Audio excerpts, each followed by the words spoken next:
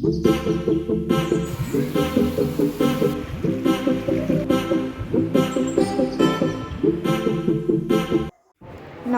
বন্ধুরা, আমি শিবানী। আজ সকাল সকাল উঠে এই যে বিছানাগুলো পরিষ্কার করে নিচ্ছে। আজকে বাইরে খুব বৃষ্টি হচ্ছে, ছাদে গিয়ে দেখছি এত সুন্দর বৃষ্টি হচ্ছে, গাছে ফুল ফুটেছে। পদ্ম ফুলগুলো না আস্তে আস্তে ফুল দেওয়া না কমিয়ে দিচ্ছে। এটা হয়তো বা আস্তে আস্তে গাছ ডরমেন্সিতে চলে যাচ্ছে, শীত আসছে তো সেই কারণে পদ্ম ফুল হওয়াটা কমে যাবে। আর এই যে এখন আমি স্নান করে চলে এসেছি এখানে। একটু ময়শ্চারাইজার, একটু ডেলি বেসিসে যেটুকু নিজেকে পরিপাটি হওয়ার সেটুকু করে নিচ্ছি। এবার চলে গেছি ব্রেকফাস্ট বানাতে। প্রথমেই মেয়ের জন্য ব্রেকফাস্টটা বানিয়ে নিই। মেয়ের জন্য একটা ডিম পোচ, এটা ঠিক পোচ বলবো না, কারণ ওকে না এক পিঠ ভাজার পর আরেক পিঠ ভেজে দিতে হয়। এবার এই যে চা বসিয়েছি বাড়ির সবার জন্য, এবার মেয়েকে খাবার দিয়ে দিয়েছি। রুটিটা আগেই শাশুড়িমা করে রেখেছিলেন। এই যে একটা রুটি, সেই ডিম ভাজাটা পোস্টটা যেটা হবে হবে, আর এই যে এক গ্লাস দুধ দিয়ে ওকে খেতে দিয়ে দিয়েছি। ও ম্যাক্সিমাম টাইমটা না ও নিজে একা হাতেই খায়, আমাকে বেশি ওকে খাওয়ানোর জন্য সাধ্য সাধনা করতে হয় না। বেশ সুন্দর করে একটু যখন এই কাটতে বা একটু সমস্যা হয় তখন একটু মেখে দিলে বা একটু এগুলো কেটে দিলে ও ঠিক নিজের মতো নিজে খেয়ে নেয়। ওটা নিয়ে বেশি ঝামেলা পোয়াতে হয় না আমার। আর এই দিকটা দিয়ে আমি খুব শান্তিতে আছি। এই যে একটু করে কেটে দেবো আর ও নিজের মতো নিজে ঠিক সুন্দরভাবে খেয়ে নেবে। হ্যাঁ, মিষ্টিভাবে খেয়ে নেয়, আমাকে বিশেষ জ্বালাতন পোয়াতে হয় না। সকালের খাওয়াটা হয়ে যাওয়ার পরে না একটু যদি কোনো দিন ভাত হতে একটু দেরি হয়, তো সেক্ষেত্রে আমি কী করি, এরকম একটু কেকটা না শুকনো খেতে চায় না, শুকনো খেলে ওর গলায় বাঁধে। ও সেই কারণে আমি কেকের মধ্যে একটু দুধ দিয়ে এটাকে বেশ নরম করে দিই। আর এই দুধ দিয়ে কেকটা মেখে দিলে বেশ একটা সুজি সুজি বা পায়েস পায়েস মতন হয়, তো সেটা না ও খুব পছন্দ করে। এই খাবারটা বানিয়ে দিতে পারলে ওকে আর কিছু বলাই লাগবে না। এই বাটিটা ধরে যদি ওকে দিয়ে দিই, ও আরামসে সবটা টুকটুক টুকটুক করে খেয়ে নেবে। এই দিক দিয়ে এই সমস্ত খাবার, একটু মিষ্টি জাতীয় খাবার না ও খুব পছন্দ করে। টক বা ঝাল, এটা ঝালটা খায় মোটামুটি, আমাদের ফ্যামিলি ফুডিও খায়, কিন্তু টকটা একদমই পছন্দ করে না। আর এভাবে একটু মিষ্টি মিষ্টি মিষ্টি কিছু যদি হয় সেটা ওর ভীষণ পছন্দ। তো চলুন এবার রান্নার জন্য রেডি হয়ে নিই। আজকে বেশি কিছু করবো না, এমনিতেই বৃষ্টি, বাজারে যাওয়া হয়নি, তার মধ্যে আবার বৃহস্পতিবার, সেই জন্য এই যে গাছে ছোটো ছোটো পেঁপে হয়েছে। এই গাছে পেঁপেগুলো না বিশেষ বড় হচ্ছে না, হয়তো বা গাছে একটা পাতায় না একটা কোকড়া টাইপের রোগ হয়েছে, সেই কারণে হয়তো বা বেশি বড় হতে চায় না। যে কারণে আমি এই গাছ থেকে যে নিচে এই যে দুটো পেঁপে ছিল একটু পুরনো, সেগুলোই নিয়ে নিলাম। আর এই যে এই দুটো পেঁপে, এই দুটো আমি আমার বাবার বাড়ির থেকে এনেছিলাম আগের দিন। আমি যখন বাবার বাড়িতে গেছিলাম, বাড়ি আসার সময় এগুলোও নিয়ে এসেছিলাম। এই যে এই কটা পেঁপে আর এই 3টে আলু। আর এই যে গাছে কি সুন্দর লঙ্কা হয়েছে, একটু কালো একটা, এইগুলো দেখছেন কি সুন্দর গোল গোল লঙ্কাগুলো, একদম কিন্তু খুব ঝাল, এত ছোট হলে কি হবে, ওতে খুব ঝাল। বেশ এই লঙ্কা কটা আমি নিয়ে এসেছি, এই লঙ্কাগুলো দিয়ে আজকে রান্না করব। আরও আছে, এইটুকুর মধ্যে আজকে আমার রান্না হয়ে যাবে।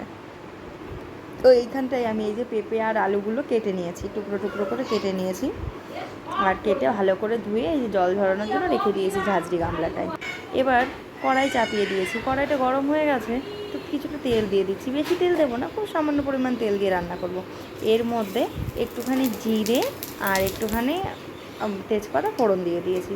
এবার ঢেলে দেবো সেই আলু আর পেঁপেটা। এভাবে করলে না আমাদের খুব কম মশলা হয়ে যায়, আর আমাদের বাড়ি খুব পছন্দ করে। এরপরে পরিমাণ মতন নুন আর পরিমাণ মতন হলুদটাকে দিয়ে দেবো। এবার বেশ পরিমাণ নুন হলুদটা একটু নাড়াচাড়া করে নিয়ে একটু আদা আর লঙ্কা পেস্ট করেছিলাম, সেই আদা আর লঙ্কা বাটাটা এর মধ্যে দিয়ে দিলাম। বেশ একটু নাড়াচাড়ার পরে একটু এরকম হালকা কষে মতো নিলে এর মধ্যে জল দিয়ে দেবো। এবং এরই ফাঁকে আমি না একটু পটল কেটে নিই, কারণ এর সঙ্গে একটু পটল ভাজাও করব। পটলটাকে, গোটা পটলটাকে এভাবে কেটে ভাজলে না বেশ ভালোই লাগে, বেশ গোটা গোটা সবাইকে দেওয়া হয়ে যায়, খাওয়া হয়ে যায়। আর বাড়ির পটল তো এখন অনেকগুলো দিন হয়ে গেছে পটলগুলো আমাদের বাড়িতে হচ্ছে, এখন আর সবাই ঠিক পছন্দ করছে না পটলগুলো। যাই হোক, এবার দেখি কি অবস্থা তরকারির ঢাকাটা উল্টে দেখি, হ্যাঁ প্রায় সেদ্ধ হয়ে এসেছে, জলটাও শুকিয়ে গেছে। এরকম অবস্থা আর একটু নেড়ে চেড়ে একটু শুকিয়ে গেলেই না নামিয়ে নেব তরকারিটা। এটা ডালের সঙ্গে খেতে না খুব ভালো লাগে। আর ওদিকে ওপাশে আমার ডালটাও বেশ হয়ে গেছে, সাতলানো হয়ে গেছে, এবার ডালটা ফুটতেও শুরু করে দিয়েছে। কিছুক্ষণ ফুটুক, তারপরে নামিয়ে নেব।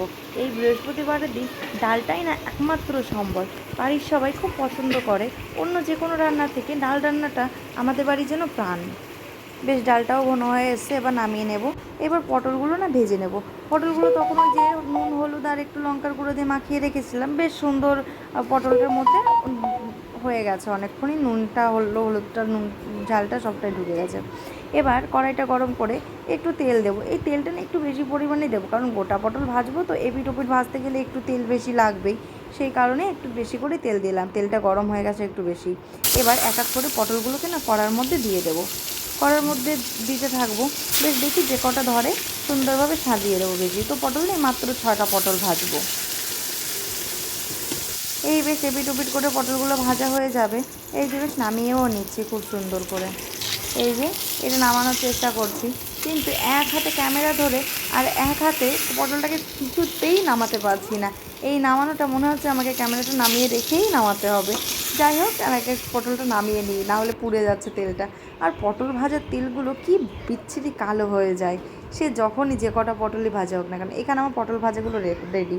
বেশ দেখতেও সুন্দর লাগছে, বড় বড় কাটা কাটা, বেশ খেতেও খুব সুন্দর লাগে। এটা ডালের সঙ্গে হলে বেশ হয়ে যাবে। আমার রান্না এদিকে কমপ্লিট, সব নামিয়ে নিয়েছে। এদিকে পটল ভাজা হয়েছে, এর মধ্যে এই যে ডালটা হয়েছে, আর ওই যে সেই পেঁপের শুকনো শুকনো তরকারিটা, আলু পেঁপের তরকারি, এ কটা হলে এর সঙ্গে একটুখানি পাতিলেবু কেটে দিলে আর কি চাই, বৃহস্পতিবারটা একদম জমে যাবে। এবার চলুন খাওয়া দাওয়া শেষ করে এরপরে একটু বসেছি মেয়েটাকে নিয়ে। ওর সঙ্গে একটু গল্প করা হয়নি সকাল থেকে, যে কারণে ওর সঙ্গে একটু গল্প করতে বসলাম। লেবু কোথায় দেখলে লেবু? কোন গাছে লেবু? লেবু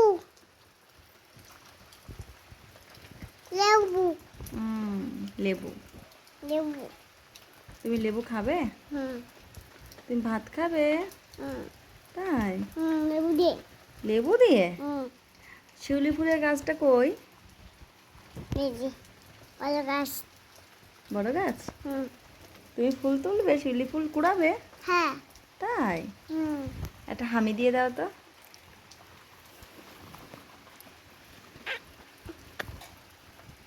একটা ফ্লাইং কিস দাও এরকম করে।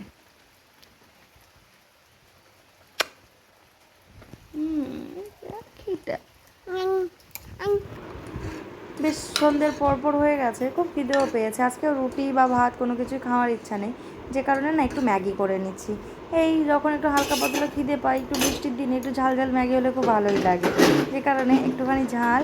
এই ম্যাগিটা আমি বেশি কিছু দিই না, একটু রসুন কুচি, একটু পেঁয়াজ কুচি, একটু লঙ্কা হালকা তেলের উপরে দিয়ে ম্যাগিটাকে দিয়ে একটু জল দিয়ে সেদ্ধ করে মশলাটা দিয়ে দিই। আমার ম্যাগিটাও বেশ হয়ে গেছে সুন্দরী, যে নামিয়েও নিয়েছি, বেশ অনেকটাই হয়েছে। এই দিন দিন এত খাচ্ছি যেন হাওয়া খেলেও মোটা হয়ে যাচ্ছে, তার মধ্যে এটা ওটা খাওয়া, মুখে যেন মনটা মানতেই চায় না। যাই হোক, খাওয়াটা এবার খেতে হবে। এবার মেয়েটাকে একটুখানি আলাদা করে ম্যাগি করে দিয়েছিলাম, ও খুব পছন্দ করে ম্যাগিটাও। এই যে বেশ কি সুন্দর নিজে নিজেই খেয়ে নিবে, আর কোনো সমস্যাই নেই। ও খেয়ে নিক, ওকে খাইয়ে নিল। ও আজ দুপুরবেলাও ঘুমোয়নি, ও আজ তাড়াতাড়ি ঘুমিয়ে পড়বে। এবারে খাইয়ে দাইয়ে ওকে ঘুম পাড়িয়ে দেবো।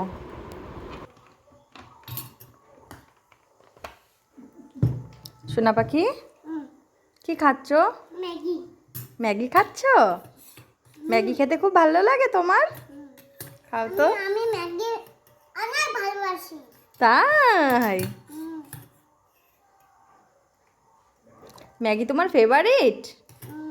ওয়াও, ম্যাগিটা কেমন হয়েছে সোনা?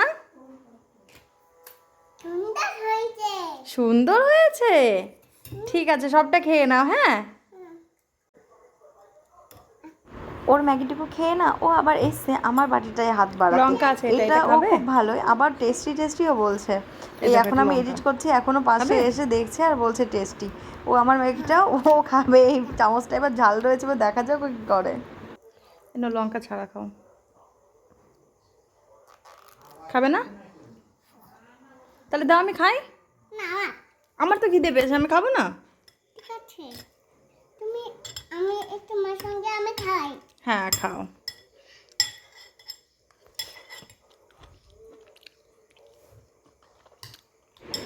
এই যে রাতের খাওয়াটুকু শেষ করার সঙ্গে সঙ্গে এই ব্লগটা এখানেই শেষ করছি। সবাইকে গুড নাইট, নমস্কার, সবাই ভালো থাকবেন।